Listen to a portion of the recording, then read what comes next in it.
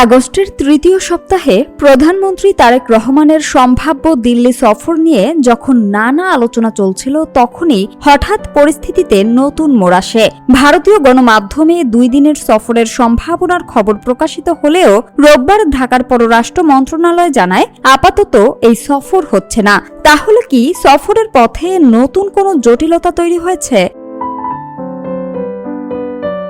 রোববার দুপুরে ঢাকায় পররাষ্ট্র মন্ত্রণালয়ের প্রেস ব্রিফিংয়ে মুখপাত্র AKM শহীদুল করিম বলেন, প্রধানমন্ত্রীর ভারত সফরের আগে একটি অনুকূল পরিবেশ তৈরি হওয়া প্রয়োজন। তিনি জানান, দ্বিপক্ষীয় প্রত্যর্পণ চুক্তি অনুযায়ী শেখ হাসিনা ও অন্যান্য পলাতক অপরাধীদের দ্রুত ফেরত পাঠানোর পাশাপাশি শহীদ শরীফ ওসমান হাদি হত্যাকাণ্ডে অভিযুক্তদের বাংলাদেশের কাছে হস্তান্তরের অনুরোধ জানানো হয়েছে।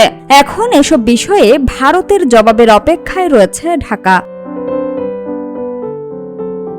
এর আগে প্রধানমন্ত্রী তারেক রহমানের শপথ অনুষ্ঠানে যোগ দিতে ঢাকায় আসা ভারতের লোকসভার স্পিকার প্রধানমন্ত্রী নরেন্দ্র মোদীর পক্ষ থেকে তাকে ভারত সফরের আনুষ্ঠানিক আমন্ত্রণ জানিয়েছিলেন।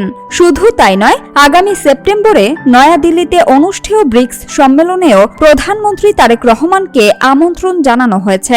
বাংলাদেশ বর্তমানে বিমস্টেকের চেয়ারম্যান হওয়ায় তাকে এই আমন্ত্রণ দেওয়া হয়েছে।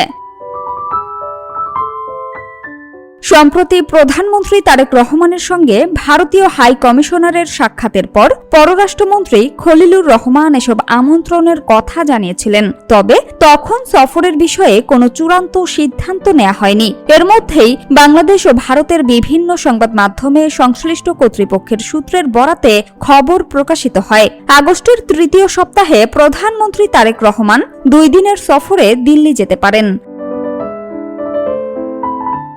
কিন্তু পররাষ্ট্র মন্ত্রণালয়ের সর্বশেষ বক্তব্যে এখন স্পষ্ট হয়েছে, সফরটি আপাতত অনিশ্চিত। শেখ হাসিনা ও অন্যান্য পলাতক আসামিদের প্রত্যর্পণ এবং শহীদ শরীফ ওসমান হাদি হত্যাকাণ্ডে অভিযুক্তদের হস্তান্তর সহ গুরুত্বপূর্ণ বিষয়গুলোতে ভারতের প্রতিক্রিয়ার অপেক্ষায় রয়েছে ঢাকা। এসব ইস্যুতে অগ্রগতি না হলে প্রধানমন্ত্রীর দিল্লি সফরের জন্য প্রয়োজনীয় অনুকূল পরিবেশ তৈরি হবে না।